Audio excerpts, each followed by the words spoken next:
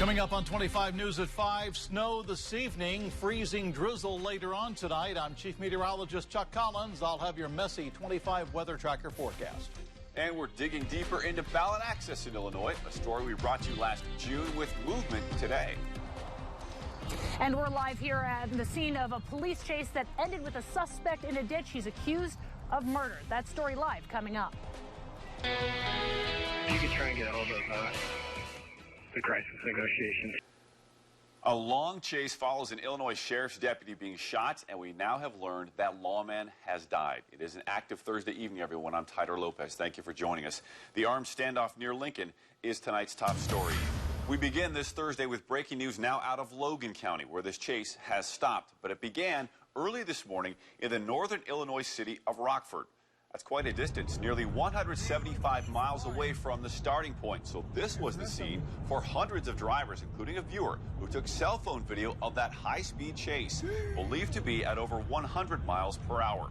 A timeline now. Just after 9 a.m., a U.S. Marshals Service task force trying to serve an arrest warrant for 39-year-old Floyd Brown at a hotel in Rockford. A sheriff's deputy with McHenry County was with that task force when he was shot. It's believed he was shot through the door. Early this afternoon, state police reported the deputy had died.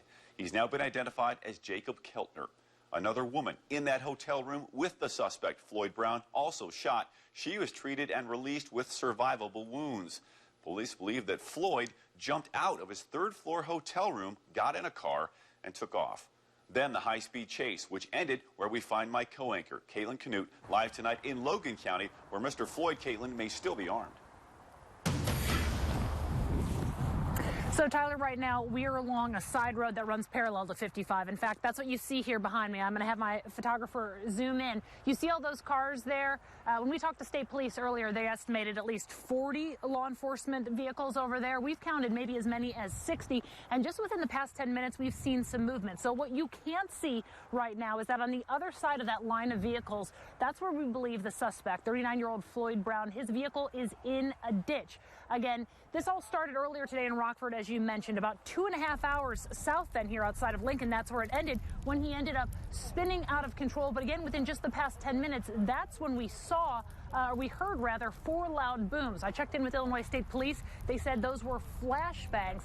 That's a non-explosive type of grenade used typically to stun a suspect. But again, at last check, he was inside his vehicle still and had not emerged. But here's what state police had to say when we checked in with them earlier. Take a listen. In a situation like this, an enforceable felony, we will pursue, and in this case, obviously, with the weapons charges and the assault on the officer, yes, he was pursued down to our location.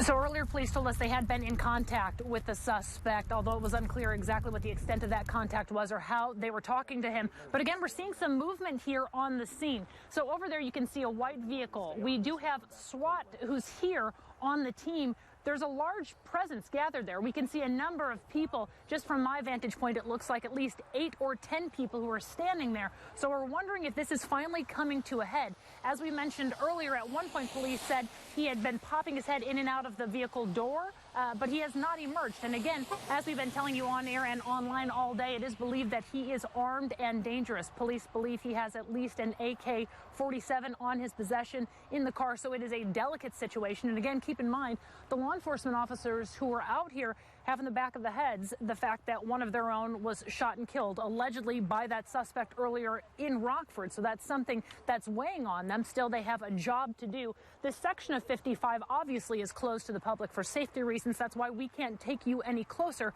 It's not safe for us to be out there. Police have set up kind of a staging area, and that's where we've been communicating with them. And again, we're staying live right now just to see if something does happen. This is the most activity we have seen here on this scene since we've been out here. Just myself personally, I got here a little over an hour and a half ago. Monica Murphy, one of our reporters, had been here during the day. And finally, we are seeing people emerging from their vehicles, gathering over by that large white SWAT vehicle you see there. And again, we had those 4 loud booms that state police said were flashbangs deployed earlier. So it seems as though they are taking some action, trying to get the suspect out of his vehicle. We're going to take a break because there's no telling how long these situations can last. We'll toss it back to you, Tyler, but obviously if something does happen here, we will break back in and let you know. Tyler, back to you. No doubt. Thank you, Caitlin. We'll hear from her in just a few minutes. And this run from police has roots in McLean County. That's just one of several jurisdictions that wanted Floyd Brown for other active investigations. Bloomington is where we continue our team coverage live now with Kyle Beachy. Kyle? Well, that's right, Tyler. I'm here in Bloomington at the police department where the police tell me that Floyd Brown has been wanted in connection with residential burglary here since an incident on December 23rd of last year. During that incident, Brown was approached by officers, then took off in his car driving through yards before ending in a 3-vehicle crash on Veterans Parkway. 2 people were sent to the hospital in that incident, and Brown escaped on foot.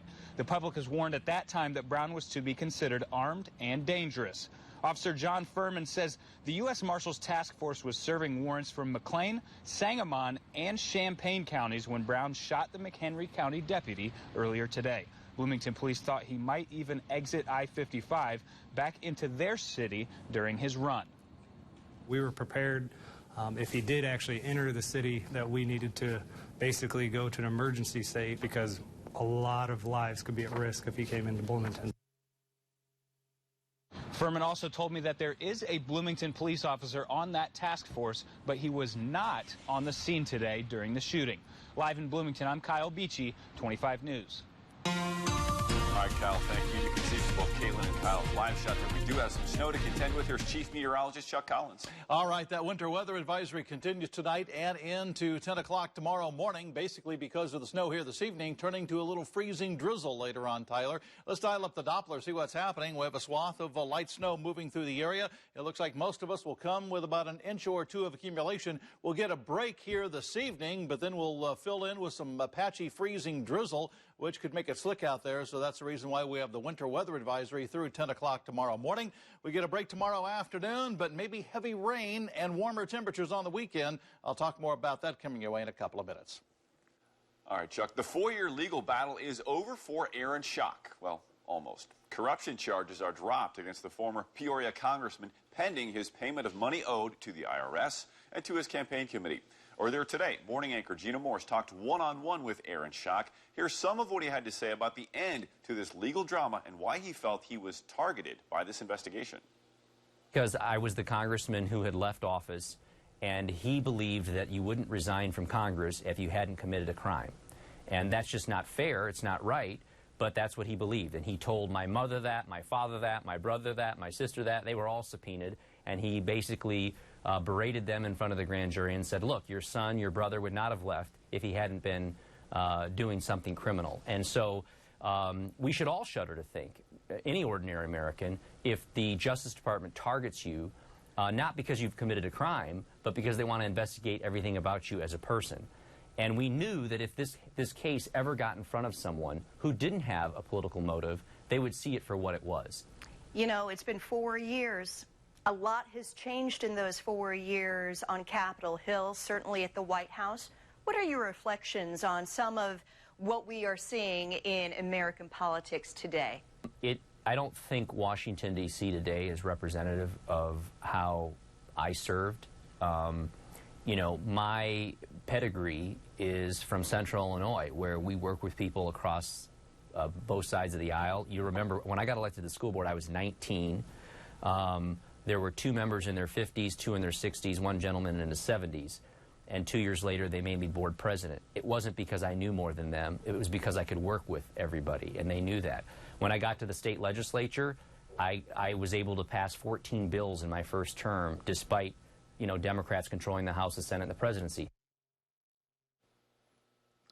All right, you'll have more of Gina's interview with embattled former Congressman Erin Aniolowski. Simply go to our website, week.com. As we've said, we're following breaking news that chase that has ended in Logan County. We're hoping for some developments right now. We want to go back live, as we promised we would, to Caitlin Canute, live on the scene in Logan County. Caitlin, what are you seeing now? Tyler, breaking news, the suspect is in custody. I repeat. repeat, that suspect is in custody now, according to state police. This just happened within the past 10 minutes. When we last saw you, we told you we were seeing activity here just outside of Lincoln along I-55. So here's what we saw. We saw a group of people getting out of their vehicles. On the other side of those vehicles, that's where 39-year-old Floyd Brown was believed to be in his vehicle in a ditch after spinning out after a chase with police. So we saw people get out of their vehicles. We saw them gather. We heard 4 loud flashbangs. And sometime between then and now, that suspect, Mr. Brown, was taken into custody. Illinois State Police just confirming that for us. Again, they are accusing him of shooting and killing a sheriff's deputy from McHenry County who was working with a task force trying to serve warrants connected to crimes in Bloomington, along with other counties. And that all started in Rockford. It then prompted a police chase that ended here outside of Lincoln, 170 miles away. Approximately 2.5-hour drive. This has been going on all day long, but it seems as though we have finally reached a conclusion. So as you come back here again, just want to reiterate, as of right now, the standoff is over. That suspect is in police custody. We know an ambulance was called to the scene. It's not clear if he is injured or if any other officers have been injured, but we are working to get that information. So we hope to have an update for you both here on air and online. But again, it looks as though the standoff is over and that suspect, Tyler, is in police custody. Caitlin Canute live in Logan County with the resolution. Thank you, Caitlin. We're going to switch gears now. Coming up next on 25 News, we're going to take you to Bloomington for this week's You Gotta Eat. And it's a place where everything is made from scratch for all 3 meals, breakfast, lunch, and dinner.